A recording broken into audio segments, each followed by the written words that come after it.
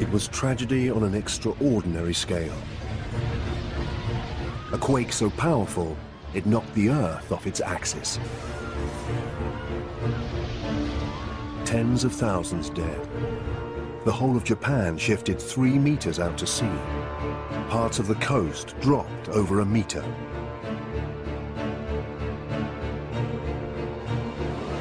What were the forces that came together to create this horrifying disaster? A team of scientists is investigating. Never before have we had such a surplus of data. There are no mysteries in this earthquake. We know exactly what happened. Japan's coast lies in ruins. Incredibly, it could have been even worse. This is the untold story of how science saved lives, and how scientists are piecing together exactly what happened.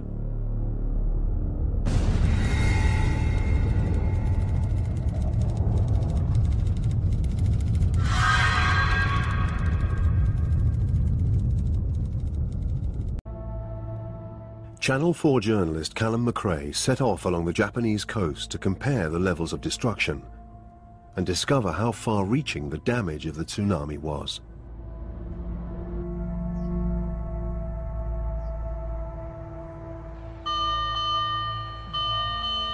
He was the first journalist to reach the isolated mountain community of Kahoku.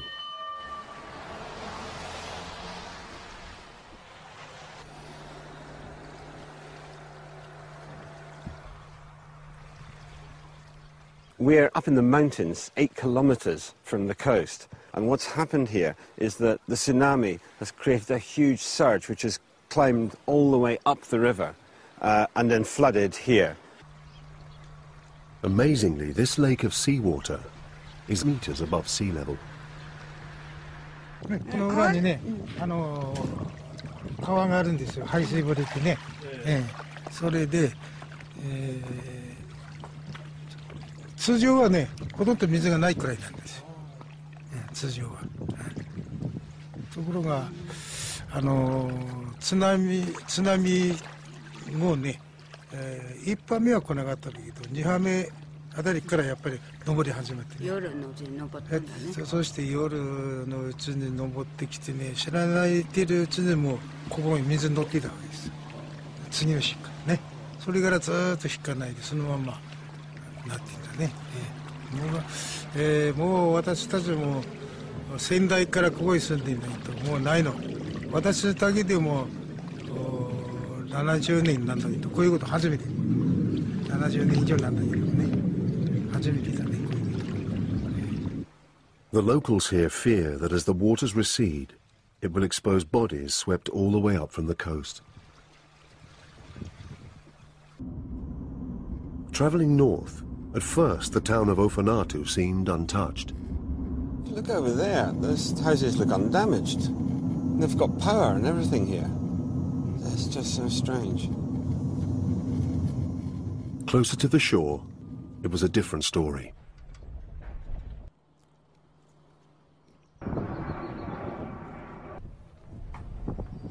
And as if Ofanatu didn't have enough problems, scientists reckon that this whole area, this region, has subsided well over a metre. And in the next couple of days, the region's also expecting the highest tides of the year.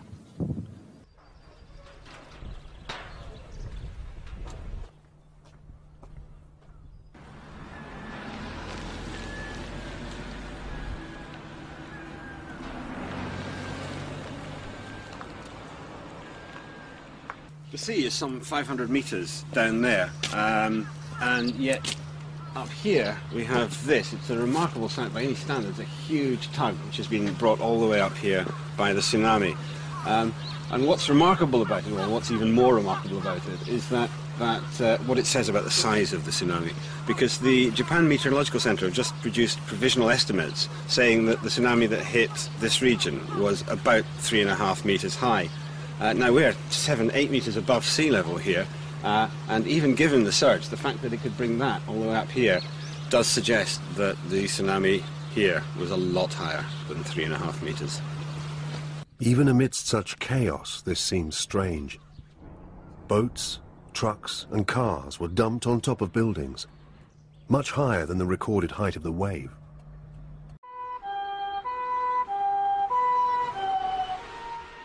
It's funny that when you hear that sound of an ambulance, it kind of actually gives you hope that they might have found somebody alive. Although that must be happening fewer and fewer times between. Anyone who did survive and was trapped would almost certainly have died of hypothermia by now. At the town of Rikuzen Takata, rescue workers hunt for survivors and discover the dead. When they find a body, they put a large stick in the ground with a flag attached to it so that it can be recovered later. It's a fairly gruesome and sad task.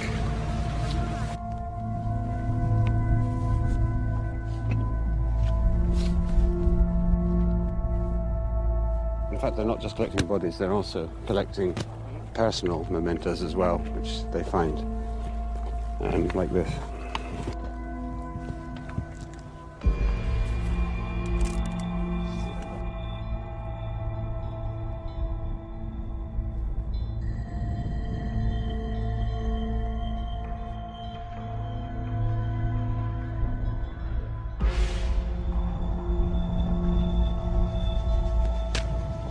I'm afraid what we have here is more bodies waiting to be taken away.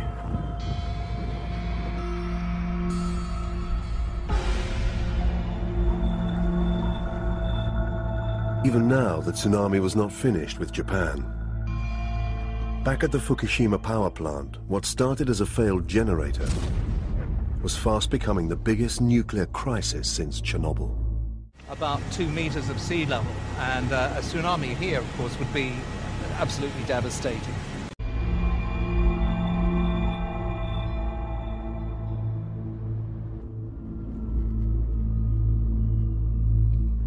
Journalist Callum McRae has been moved by the plight of the people here. In the regional capital of Sendai, the temporary shelters are full.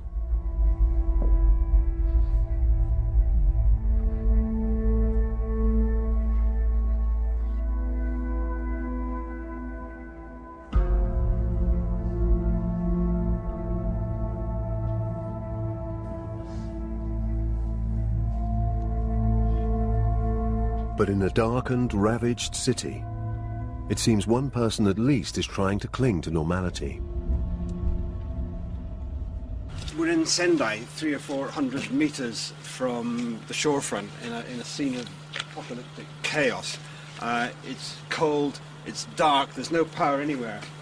And yet, up there, in that abandoned block of flats, on the top floor, there's one light.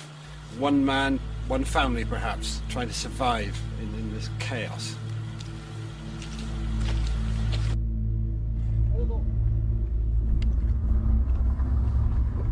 The following day on the road back to Tokyo, the arterial road that connects the north and south is empty.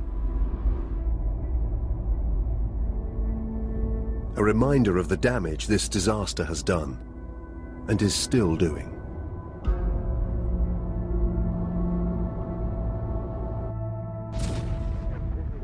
One of the worst nuclear accidents in history if it stops right now. And we're dealing with multiple meltdown possibilities. 2 radioactive substances, cesium and iodine, were detected near the #1 reactor at the plant on Saturday. The Fukushima nuclear base is about 60 kilometers that way. That's about 38 miles or so, I think. You know, we've got the windows closed. We're driving fast. Who knows whether it's safe? The advice is very conflicting. The American government says that has put an exclusion zone of 80 kilometers. And of course we're well within that. On the other hand, the Japanese government say it's fine as long as we're more than 30 kilometers away. So, I mean, you can tell, nobody knows. But we'll keep the windows closed and I'll put on a mask. Mask. Looks good, huh? What science can do is help town planners, engineers to make buildings stronger, to make designs of buildings and cities more resilient. We cannot stop these things happening. We can't prevent it, or we can prepare for it.